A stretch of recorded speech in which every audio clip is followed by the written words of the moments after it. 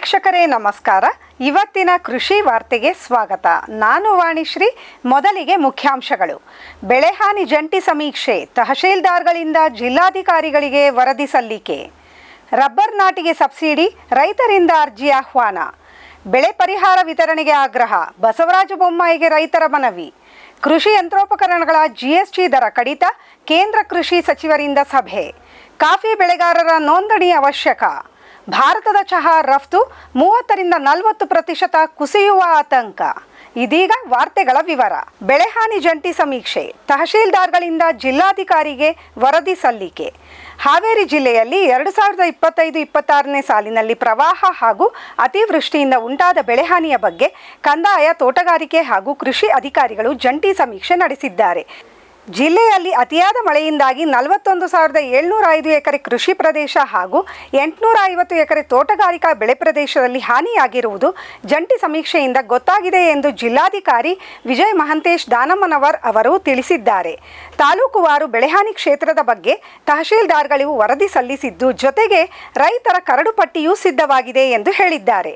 ಸಮೀಕ್ಷೆಯ ವರದಿಯಂತೆ ಜಿಲ್ಲೆಯ ಎಲ್ಲಾ ತಾಲೂಕಿನಲ್ಲೂ ಬೆಳೆ ಹಾನಿಯಾದ ರೈತರ ಕರಡು ಪಟ್ಟಿಯನ್ನು ಜಿಲ್ಲಾಧಿಕಾರಿಗಳ ಕಚೇರಿ, ತಹಶೀಲ್ದಾರರ ಕಚೇರಿ, ಗ್ರಾಮ ಪಂಚಾಯತ್ ಕಚೇರಿ, ರೈತ ಸಂಪರ್ಕ ಕೇಂದ್ರ ಹಾಗೂ ಜಾಲತಾಣದಲ್ಲಿ ಪ್ರಕಟಿಸಲಾಗಿದೆ.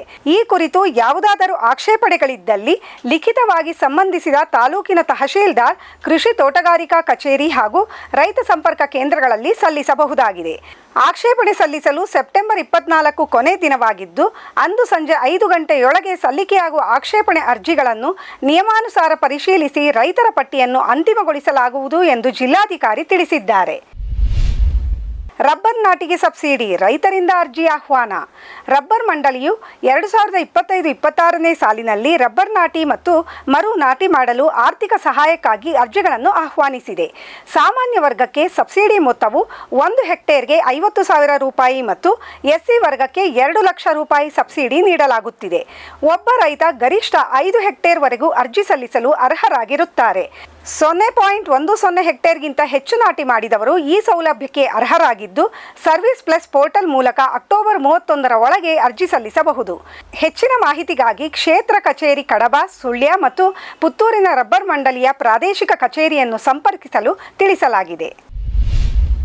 ಬೆಳೆ ಪರಿಹಾರ ವಿತರಣೆಗೆ ಆಗ್ರಹ, ಬಸವರಾಜ ಬೊಮ್ಮಾಯಿಗೆ ರೈತರ ಮನವಿ. ಅತಿವೃಷ್ಟಿಯಿಂದ ಮುಂಗಾರು ಬೆಳೆ ಹಾನಿಯಾದ ರೈತರಿಗೆ ಬೆಳೆ ವಿಮೆ, ಬೆಳೆಹಾನಿ ಪರಿಹಾರ ಹಾಗೂ ರೈತರ ಸಾಲ ಮನ್ನಾ ಮಾಡಬೇಕು. ರೈತರ ಬೆಳೆಗಳನ್ನು ಬೆಂಬಲ ಬೆಲೆಯಲ್ಲಿ ಖರೀದಿಸಲು ವ್ಯವಸ್ಥೆ ಮಾಡಬೇಕು ಎಂದು ಒತ್ತಾಯಿಸಿ ರೈತರು ಲಕ್ಷ್ಮೇಶ್ವರದಲ್ಲಿ ಸಂಸದ ಬಸವರಾಜ ಬೊಮ್ಮಾಯಿ ಅವರಿಗೆ ಮನವಿ ಸಲ್ಲಿಸಿದರು. ಹೆಸರು ಬೇಳೆಯನ್ನು ಬೆಂಬಲ ಬೆಲೆಯಲ್ಲಿ ಖರೀದಿಸಬೇಕು. ಅಕಾಲಿಕ ಮಳೆಯಿಂದಾಗಿ ಕಳೆದ 4 ವರ್ಷದಿಂದ ರೈತರು ಸಂಕಷ್ಟದಲ್ಲಿದ್ದು, ಸರ್ಕಾರ ರೈತರ ಸಾಲ ಮನ್ನಾ ಮಾಡಬೇಕು ಎಂದು ಆಗ್ರಹಿಸಿದರು. ಅಲ್ಲದೆ 2019ರಿಂದ ಇಲ್ಲಿಯವರೆಗೆ ಕಿಸಾನ್ ಸಮ್ಮಾನ್ ಯೋಜನೆ ಅಡಿಯಲ್ಲಿ ಹೊಸ ಫಲಾನುಭವಿ ರೈತರಿಗೆ ಅವಕಾಶ ದೊರೆತಿಲ್ಲ. 2025ರಲ್ಲಿ ನೋಂದಾಯಿಸಿದ ರೈತರಿಗೆ ಈ ಯೋಜನೆಯ ಸೌಲಭ್ಯ ದೊರೆಯುವಂತೆ ಮಾಡಬೇಕು ಎಂದು ಆಗ್ರಹಿಸಿದರು. ಇದೀಗ ಒಂದು ವಾಣಿಜ್ಯ ವಿರಾಮ. ಸಮೃದ್ಧ ಸಾವಯವ ಗೊಬ್ಬರ, ಎಂಎಸ್ಜಿಪಿ ಮತ್ತು ಕೆಸಿಡಿಸಿ ಉತ್ಪಾದನೆ, ಫಾರ್ಮ್ ಟಿವಿಯಿಂದ ಸರಬರಾಜು. ಅತಿ ಕಡಿಮೆ ಬೆಲೆಗೆ ಅತ್ಯುತ್ತಮ ಗೊಬ್ಬರ.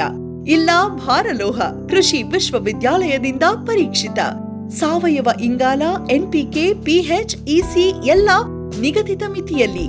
ಅಡಿಕೆ, ತೆಂಗು, ಬಾಳೆ, ಕಾಫಿ, ದಾಳಿಂಬೆ, ದ್ರಾಕ್ಷಿ, ಕಬ್ಬು, ಭತ್ತ, ಜೋಳ, ಹತ್ತಿ ಹೀಗೆ ಎಲ್ಲಾ ಬೆಳೆಗಳಿಗೂ ಪ್ರಶಸ್ತ.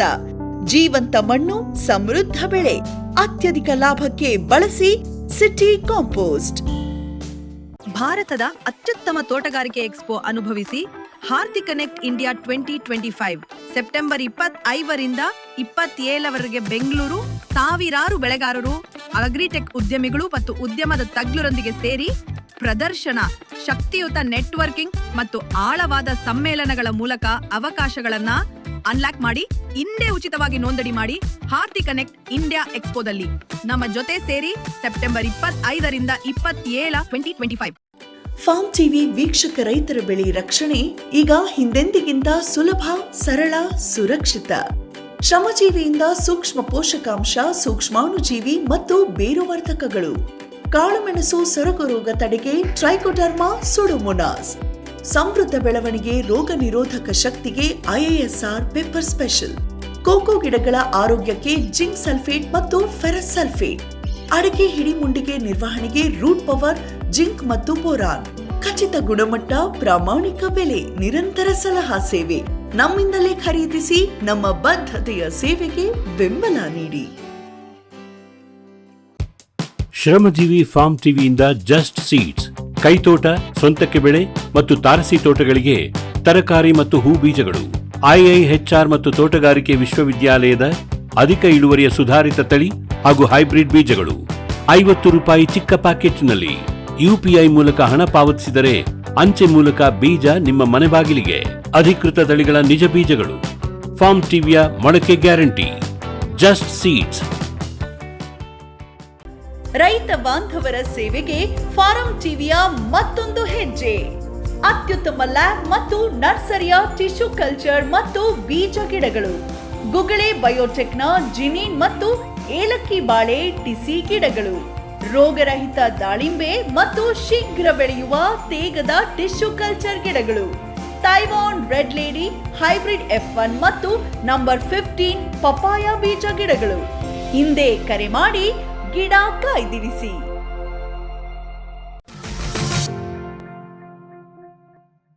ವಿರಾಮದ ನಂತರ ಮತ್ತೊಮ್ಮೆ ಕೃಷಿ ವಾರ್ತೆಗೆ ಸ್ವಾಗತ. ಕೃಷಿ ಯಂತ್ರೋಪಕರಣಗಳ GST ದರ ಕಡಿತ. ಕೇಂದ್ರ ಕೃಷಿ ಸಚಿವರಿಂದ ಸಭೆ. ಕೃಷಿ ಯಂತ್ರೋಪಕರಣಗಳು ಮತ್ತು ಉಪಕರಣಗಳ ಮೇಲಿನ GST ದರಗಳನ್ನು 18% 5% ಇಳಿಸಿರುವ ಹಿನ್ನೆಲೆಯಲ್ಲಿ ಕೃಷಿ ಕ್ಷೇತ್ರದಲ್ಲಿ ವ್ಯಾಪಕ ಸುಧಾರಣೆ ಸಾಧ್ಯವಾಗಿದೆ ಎಂದು ಕೇಂದ್ರ ಕೃಷಿ ಸಚಿವ ಶಿವರಾಜ್ ಸಿಂಗ್ ಚೌಹಾಣ್ ಅವರು ತಿಳಿಸಿದರು. ಕೃಷಿ ಯಂತ್ರೋಪಕರಣಗಳ GST ಸುಧಾರಣೆಗಳ ಕುರಿತು ನಡೆದ ಸಭೆಯಲ್ಲಿ ಮಾತನಾಡಿದ ಅವರು, ಪ್ರಧಾನಿ ನರೇಂದ್ರ ಮೋದಿಯವರ ನೇತೃತ್ವದಲ್ಲಿ ಸರ್ಕಾರವು ಜನರ ಜೀವನವನ್ನು ಸುಧಾರಿಸುವಲ್ಲಿ ಕಳೆದ 10 ವರ್ಷಗಳಿಂದ ಮಹತ್ತರ ಬದಲಾವಣೆಗಳನ್ನು ತರುತ್ತಿದೆ. ಇದೀಗ GST ಕಡಿತಗೊಂಡಿರುವ ಹಿನ್ನೆಲೆಯಲ್ಲಿ ಕೃಷಿಕರಿಗೂ ಅನುಕೂಲ ಆಗಲಿದೆ ಎಂದರು. ಮಧ್ಯವರ್ತಿಗಳ ಹಾವಳಿ ಇಲ್ಲದೆ ಸರ್ಕಾರದ ಯೋಜನೆಗಳು ನೇರವಾಗಿ ರೈತರಿಗೆ ತಲುಪುವ ನಿಟ್ಟಿನಲ್ಲಿ ಕೇಂದ್ರ ಸರ್ಕಾರ ಕ್ರಮ ತೆಗೆದುಕೊಳ್ಳುತ್ತಿದೆ. ಜೈವಿಕ ಕೀಟನಾಶಕಗಳು ಮತ್ತು ಸೂಕ್ಷ್ಮ ಪೋಷಕಾಂಶಗಳ ಮೇಲಿನ GST ದರ ಕೂಡ ಕಡಿಮೆಯಾಗಿದೆ. ಇದು ರೈತರಿಗೆ ಪ್ರಯೋಜನವನ್ನು ನೀಡುವುದಲ್ಲದೆ ರಾಸಾಯನಿಕ ಗೊಬ್ಬರಗಳನ್ನು ಬಿಟ್ಟು ಜೈವಿಕ ಗೊಬ್ಬರಗಳ ಬಳಕೆಯನ್ನು ಉತ್ತೇಜಿಸುತ್ತದೆ. ಡೈರಿ ವಲಯದಲ್ಲಿ ಹಾಲು ಮತ್ತು ಚೀಸ್ ಮೇಲಿನ GSTಯನ್ನು ತೆಗೆದುಹಾಕಿರುವುದರಿಂದ ಗ್ರಾಹಕರಿಗೆ ಪ್ರಯೋಜನವಾಗುವುದಲ್ಲದೆ ರೈತರು, ಜಾನುವಾರು ಸಾಕಣೆದಾರರು ಮತ್ತು ಹಾಲು ಉತ್ಪಾದಕರಿಗೆ ಗಮನಾರ್ಹ ಪರಿಹಾರ ದೊರೆಯುತ್ತದೆ ಎಂದು ಸಚಿವರು ಹೇಳಿದರು. ಕಾಫಿ ಬೆಳೆಗಾರರ ನೋಂದಣಿ ಅವಶ್ಯಕ. ಅಂತಾರಾಷ್ಟ್ರೀಯ ಮಟ್ಟದಲ್ಲಿ ಭಾರತದ ಕಾಫಿಗೆ ಬೇಡಿಕೆ ಕಾಪಾಡಿಕೊಳ್ಳಲು ಕಾಫಿ ಬೆಳೆಗಾರರ ನೋಂದಣಿ ಅಗತ್ಯವಿದೆ ಎಂದು ಕಾಫಿ ಮಂಡಳಿ ಅಧಿಕಾರಿ ಪ್ರದೀಪ್ ಅವರು ತಿಳಿಸಿದರು. ಹಾಸನ ಜಿಲ್ಲೆಯ ವಳಲಹಳ್ಳಿ ಗ್ರಾಮದಲ್ಲಿ ನಡೆದ ಕಾಫಿ ಬೆಳೆಗಾರರ ನೋಂದಣಿ ಅಭಿಯಾನ ಉದ್ಘಾಟಿಸಿ ಮಾತನಾಡಿದ ಅವರು, ಭಾರತದ ಕಾಫಿ ಯುರೋಪ್ ದೇಶಕ್ಕೆ 70% ರಫ್ತಾಗುತ್ತಿದೆ ಎಂದರು. ಯುರೋಪಿಯನ್ ಒಕ್ಕೂಟದ ಅರಣ್ಯನಾಶ ನಿಯಂತ್ರಣ ಕಾಯ್ದೆಯ ಪ್ರಕಾರ 2020 ಡಿಸೆಂಬರ್ 31 ನಂತರ ಅರಣ್ಯನಾಶ ಮಾಡಿದ ಭೂಮಿಯಲ್ಲಿ ಬೆಳೆದ ನಿರ್ದಿಷ್ಟ ಉತ್ಪನ್ನಗಳನ್ನು ಅಲ್ಲಿನ ಮಾರುಕಟ್ಟೆಗೆ ಪ್ರವೇಶ ನೀಡುವುದಿಲ್ಲ ಎಂಬುದನ್ನು ಖಚಿತಪಡಿಸುತ್ತದೆ. ಇದರಿಂದ ಭಾರತದ ಕಾಫಿಗೆ ದೊಡ್ಡ ಹೊಡೆತ ಬೀಳಬಹುದು. ಹಾಗಾಗಿ ನೋಂದಣಿ ಅಗತ್ಯವಾಗಿದ್ದು ರಾಜ್ಯದಾದ್ಯಂತ ಅಭಿಯಾನ ಆರಂಭಿಸಲಾಗಿದೆ ಎಂದರು.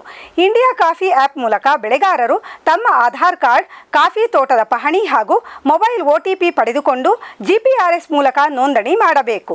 ಡಿಸೆಂಬರ್ 31 ಒಳಗೆ ಎಲ್ಲ ಬೆಳೆಗಾರರು ನೋಂದಣಿ ಮಾಡಿಕೊಳ್ಳಬೇಕು ಎಂದು ಸಲಹೆ ನೀಡಿದರು. ಭಾರತದ ಚಹಾ ರಫ್ತು 30% 40% ಕುಸಿಯುವ ಆತಂಕ. ಅಮೆರಿಕಾದ 50% ಸುಂಕದಿಂದ ಭಾರತ ಚಹಾ ರಫ್ತು 30% 40% ಕುಸಿಯಬಹುದು ಎಂದು ತಜ್ಞರು ಕಳವಳ ವ್ಯಕ್ತಪಡಿಸಿದ್ದಾರೆ. ಇತ್ತೀಚೆಗೆ ಕೊಚ್ಚಿಯಲ್ಲಿ ನಡೆದ ಅಂತಾರಾಷ್ಟ್ರೀಯ ಚಹಾ ಸಮಾವೇಶದಲ್ಲಿ ತಜ್ಞರು ಈ ರೀತಿ ಹೇಳಿದ್ದು ಚಹಾ ಬೆಳೆಗಾರರ ಆತಂಕಕ್ಕೆ ಕಾರಣವಾಗಿದೆ. ಸಮಾವೇಶದಲ್ಲಿ ಜಾಗತಿಕ ಮಾರುಕಟ್ಟೆಯಲ್ಲಿ ಚಹಾದ ಪರಿಸ್ಥಿತಿಯ ಬಗ್ಗೆ ಮಾತನಾಡಿದ ಟೀ ಜರ್ನಿ ಮ್ಯಾಗಝಿನ್ನ ಸಂಸ್ಥಾಪಕ ಡಾನ್ ಬೋಲ್ಟನ್ ಅವರು 2024ರಲ್ಲಿ ಭಾರತವು $92.1 ಮಿಲಿಯನ್ ಮೌಲ್ಯದ 16.5 ಮಿಲಿಯನ್ ಕೆಜಿ ಚಹಾವನ್ನು ಅಮೆರಿಕಕ್ಕೆ ರಫ್ತು ಮಾಡಿತ್ತು. 2025ರಲ್ಲಿ ಜುಲೈವರೆಗೆ ಭಾರತದಿಂದ ಒಟ್ಟು 9.6 ಮಿಲಿಯನ್ ಕೆಜಿ ಚಹಾ ರಫ್ತಾಗಿದೆ. ಇದೀಗ ಅಮೆರಿಕದ ಸುಂಕದಿಂದ ರಫ್ತು 30% 40% ಕುಗ್ಗುವ ಸಾಧ್ಯತೆ ಇದೆ ಎಂದು ಹೇಳಿದರು. ಇವಿಷ್ಟು ಇವತ್ತಿನ ಕೃಷಿ ವಾರ್ತೆ.